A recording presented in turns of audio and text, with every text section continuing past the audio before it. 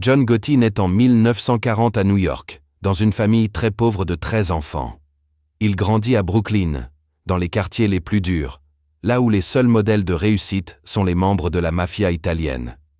Très jeune, Gotti tombe dans la délinquance. À 12 ans, il fait déjà partie d'un gang de rue. À 14 ans, il quitte l'école pour vivre du crime.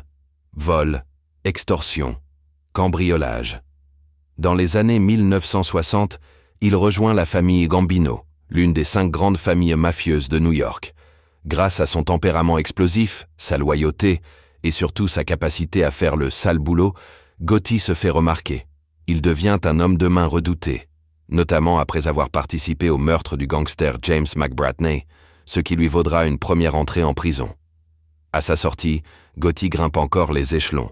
Il devient le bras droit du chef de son quartier, Agnello Della Croce, un parrain respecté qui apprécie sa brutalité et son charisme.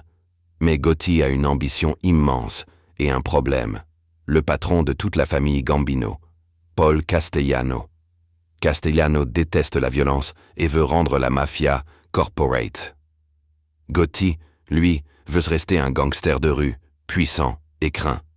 Le conflit explose en 1985.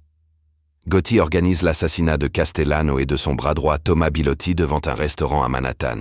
Ce coup spectaculaire choque la mafia, mais Gotti prend immédiatement le contrôle de la famille Gambino. Dès ce moment-là, Gotti devient une superstar du crime. Toujours en costume parfaitement taillé, sourire arrogant, bijoux, coiffure impeccable.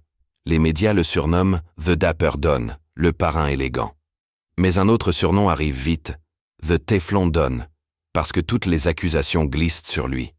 Procès après procès, il est acquitté, souvent grâce à des jurés achetés, des témoins intimidés ou des avocats d'élite. Le public en raffole. Il devient presque une célébrité. Mais dans l'ombre, le FBI prépare sa chute. Pendant des années, les agents installent des micros dans son club social, le Ravnit. Et cette fois, Gotti parle trop. Ils enregistrent des heures de conversation où Gotti ordonne des coups, critique ses hommes et admet des crimes. En 1992, tout s'effondre.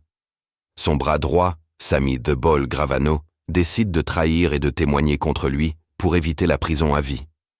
Grâce à ses aveux et aux enregistrements du FBI, Gotti est reconnu coupable de meurtre, extorsion, racket et condamné à la prison à vie sans possibilité de libération.